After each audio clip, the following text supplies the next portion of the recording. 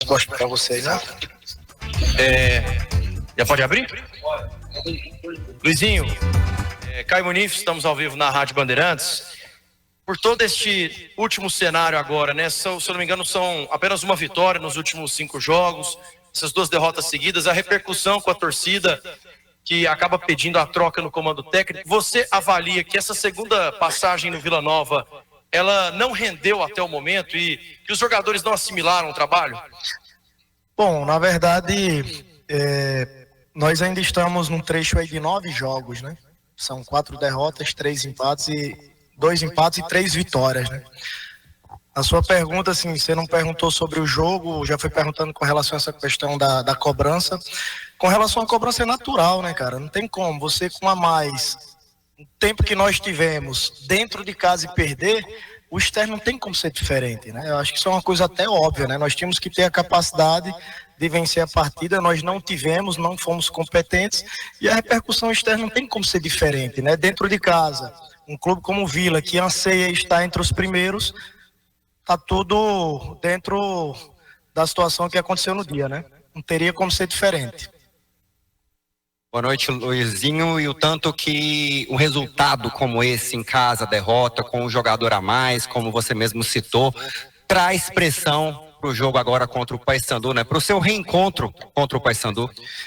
A pressão é natural. Você estando à frente de um clube grande, não vencendo em casa da forma que foi, né? Praticamente a mesma resposta, né? Nossa responsabilidade ela é muito grande.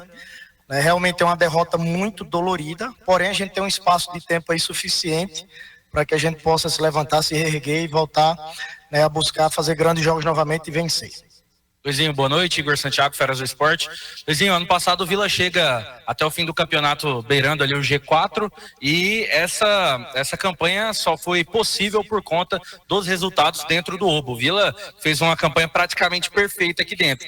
Esse ano já foram 3 derrotas, mais do que o Vila somou na temporada toda dentro do Brasileiro ano passado. O que está acontecendo nessa temporada e se ainda existe essa possibilidade de manter acesa a chama para o acesso à Série A do Campeonato Brasileiro? Bom, esses números aí que você bem falou, a maioria deles foi comigo à frente, né? Nós perdemos ali, quando nós saímos, nós tínhamos o melhor mando da Série D, né? Ainda estávamos ali na primeira colocação. Realmente esse ano, num espaço menor de tempo, já perdemos mais dentro do Oba, porém ainda tem um segundo turno todo, né?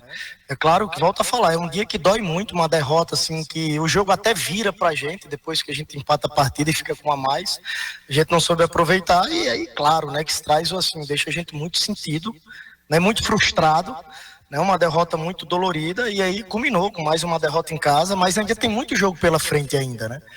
Claro que a gente não consegue prever o futuro, mas a gente também não pode achar que o Vila não vai mais brigar lá em cima, né? Foi um dia ruim, né? Um dia que realmente a gente sente bastante, mas tem que seguir. Os jogos no Oba vão continuar e o Vila vai continuar forte dentro do Oba.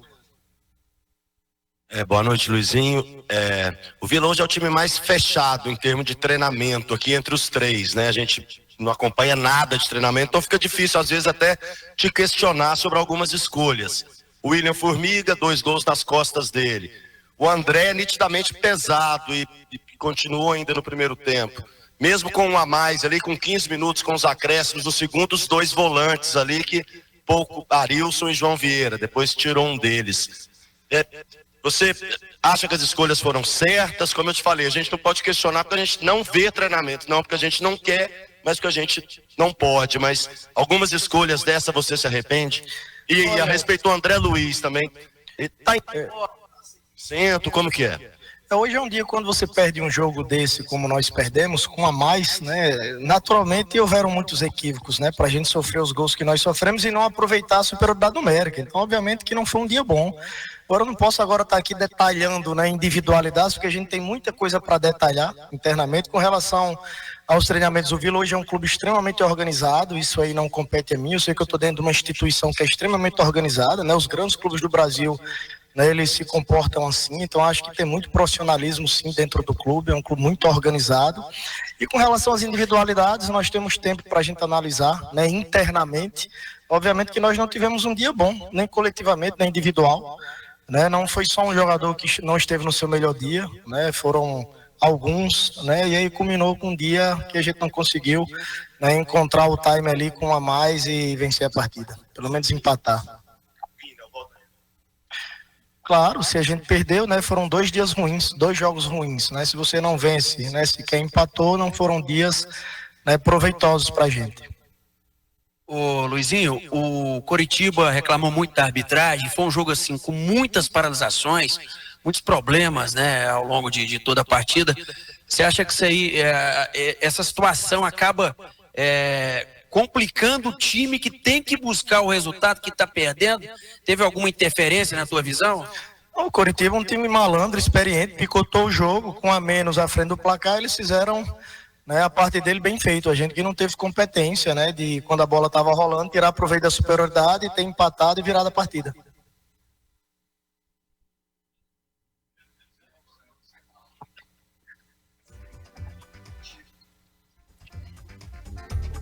Luizinho, o Vila Nova ficou com um jogador a mais, só que não conseguiu criar nada no segundo tempo, né? Não teve nenhuma chance. Só chute de fora da área, não teve troca de passe. O que tá pesando? Vila não vira jogo, é psicológico. O que acontece? Que o Vila ficou com um jogador a mais, parecia que ia ser um jogo de ataque contra a defesa no segundo tempo e nada disso aconteceu.